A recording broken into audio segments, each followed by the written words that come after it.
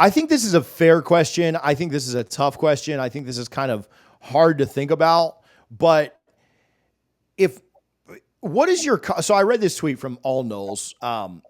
After sleeping on it, let me ask fellow FSU fans a serious question. If there was no cost, this actually goes well with the couple of super chats and the questions and the people asking from Norvell's head. If there was no cost to firing Norvell right now, how close would you be to pulling the trigger? And I said this. Hey, I'll answer this by not answering. I said it's going to take Norvell changing his entire philosophy, his entire staff, and more. Then you have the question of whether or not those changes will work. Whereas a new coach would have all of that. You'd have a new mindset, you'd have a new staff, you'd have a new philosophy, but you'd have the juice or excitement to rebuild it a little bit quicker because you get that recruiting bump. I don't know that Norvell can ever get that recruiting bump back, even if he changes his mindset. It's going to be a slow build, a slow process.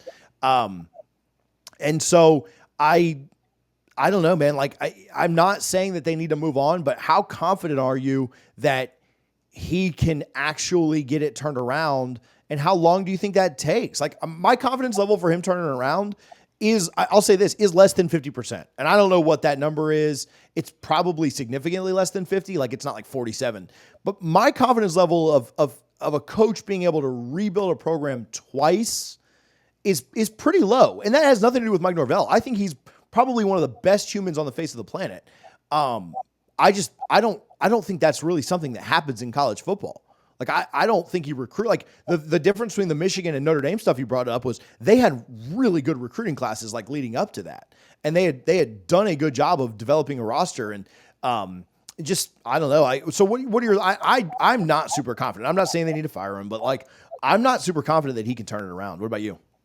Yeah, if there was no cost, and I think the biggest thing that you mentioned is the recruiting aspect. Like he either needs to be better or he needs to hire better high school recruiters. I think back to there was a stretch when Florida State basketball did not make the NCAA tournament for several years, and the question was on the table about do we fire Ham, but he had a guy named John Isaac in that recruiting class, so the idea was, do you really want to fire him and probably lose John Isaac, or do you want to see what John Isaac can do when he comes here? Because even in high school, everybody knew he was a top 10 pick in the NBA draft. Mike Norvell doesn't have that luxury. He kind of had it when he started 0-4 with Travis Hunter, but then lost Hunter on signing day, which was unfortunate. If there was absolutely no cost, I think you consider it. That's not the world we live in, right? There is a $63 million buyout right now. But if there was no cost, I think you do consider it because you go get a coach from if with what you're willing to pay, so again, no cost, you can pay someone $10 million a year like you're going to pay Mike Norvell, then yeah, I think that's a risk you might want to take because you get a whole new staff, right? And hopefully a bunch of recruiters like Jimbo. The best thing he ever did when he took over at Florida State in 2010 was that he hired nothing but recruiters. That's all he cared about. He wanted to hire a recruiting staff. He felt confident he could handle the X's and O's. Just give me recruiters. And we saw the fruits of that labor. He's top 5 classes every single year. In 2012, Jimbo was a hard guy to work for. I think he had to replace 6 assistant coaches. And guess what? 2013, they used to go undefeated, win a national title. Now, yeah, Jameis Winston played a role in that for sure. But his first coaching staff that he hired was all about recruiting.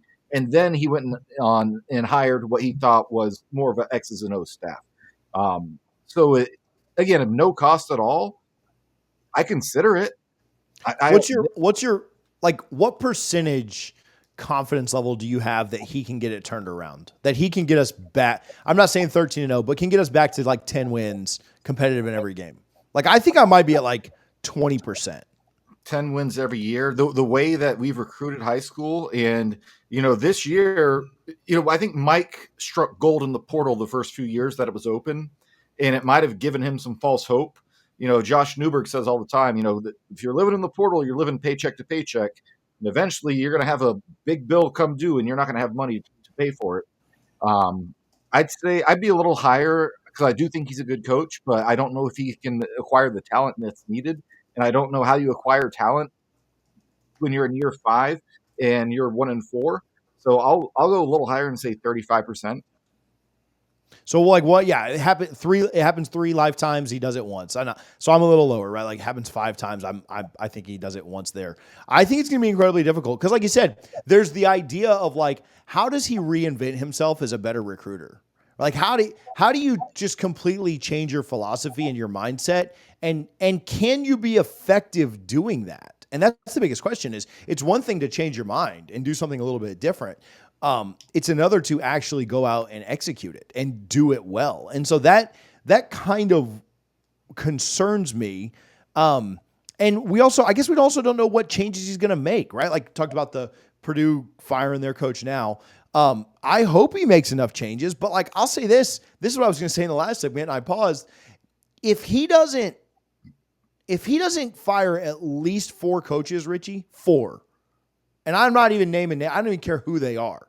But if he doesn't fire 4, that means 70% of this staff is back next year, right? And he may not actually even fire anybody, but like get other people jobs, is what he's always done. And so that's fine. He doesn't have to come out and put Randy Shannon's head on a stake. Like he could just help him get another job. That's fine. But, if he doesn't move on from at least 40% of this staff and 70% of this staff is back next year, he will not make it. Like my confidence level will be less than 5. And right now it's already very low, but he needs to make massive changes. He probably needs to fire at least 6 coaches. Like he probably needs to do what Harbaugh did and have in my opinion, a new defensive coordinator. I do think he needs a new linebackers coach. I know people get on Odell. I don't even think Odell's on my top. I think Odell's, better than most of what we've got in there, even though the recruiting has been. Chris Thompson's got to go because if you're a tight end coach, you're a recruiter.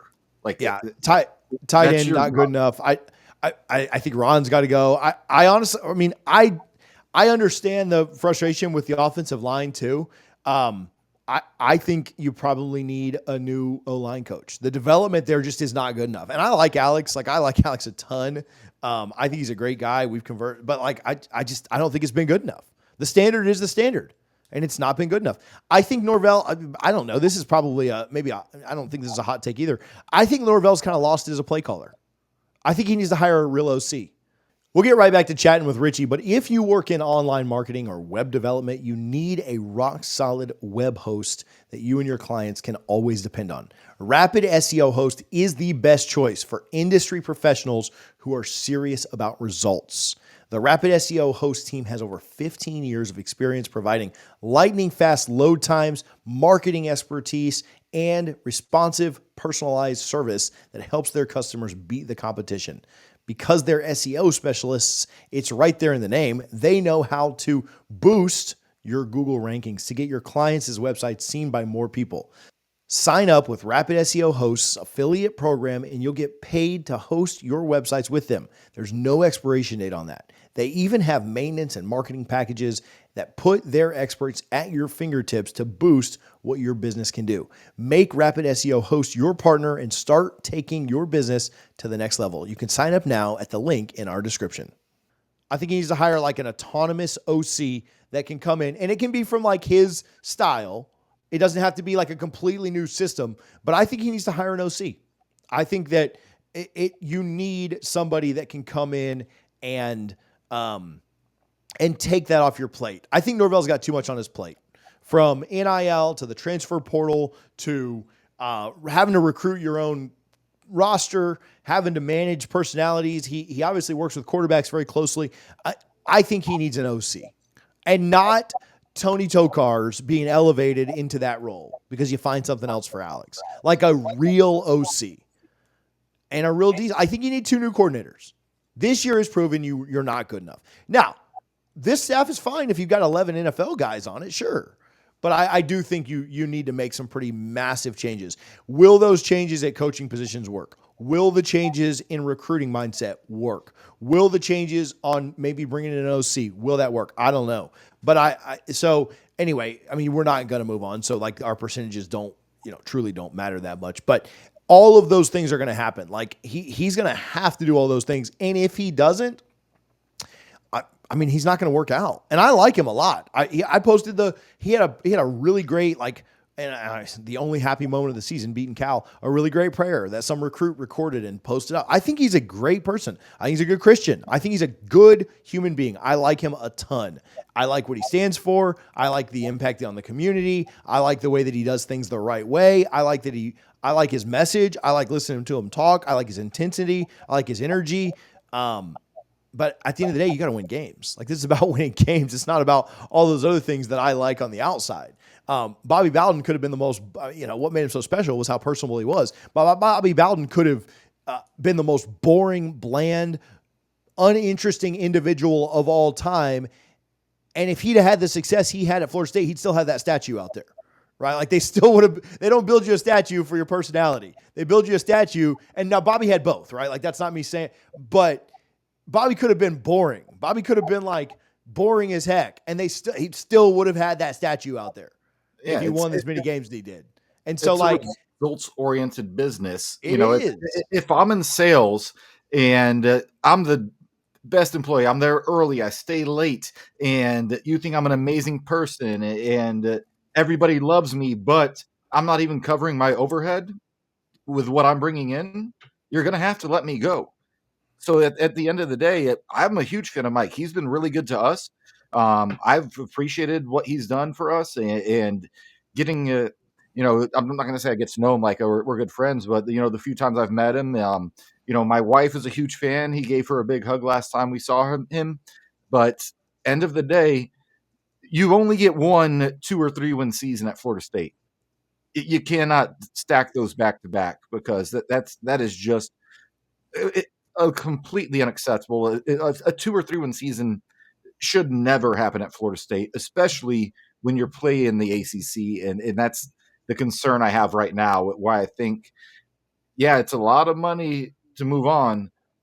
But next year, this time, if we're still having this conversation, if we're, 2-3 or 2-4, I don't know, TJ, things get really uncomfortable. Yeah.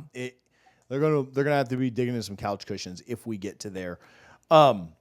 Yeah, I don't know. I wonder immensely about, even if that change takes place, and even if there is that, let's say in Mike Norvell, it kind of works. Like, Mike Norvell kind of like accomplishes the mindset change that he wants and the philosophy change that he wants.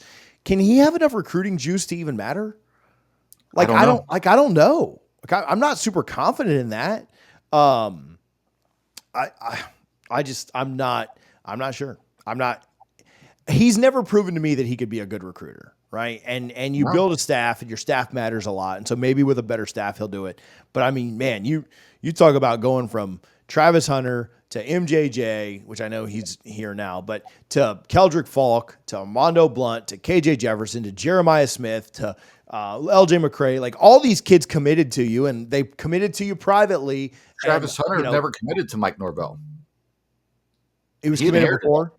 Yeah, he inherited that commitment and lost them on signing day. Now, granted, I know there was a lot of they were close, different things that happened. All these other kids committed to you privately and then hoed you on National Signing Day. Absolutely, or they were committed publicly, like KJ and Armando. But like, oh man, Jeremiah Smith, I'm going to commit to you privately. I'm not going to say anything. I'm not going to go public with it. Just so I can screw you over on signing day. Like, man, like, they don't know how to read the room. And it's concerning because they've never known how to read the room on recruiting, Richie. But this year they didn't know how to read the room on their team. Like, they missed the boat on the team, and they couldn't read the room there either. So I don't know. We'll see. Mike was vocal saying that he thought this was going to be his best offensive line he's ever had anywhere. That and what we've seen, that's an issue. This rushing attack, Toafili had a fine day, 4.5 yards a carry, but when you misread your own roster that bad, that's a problem. Yeah, pretty bad. So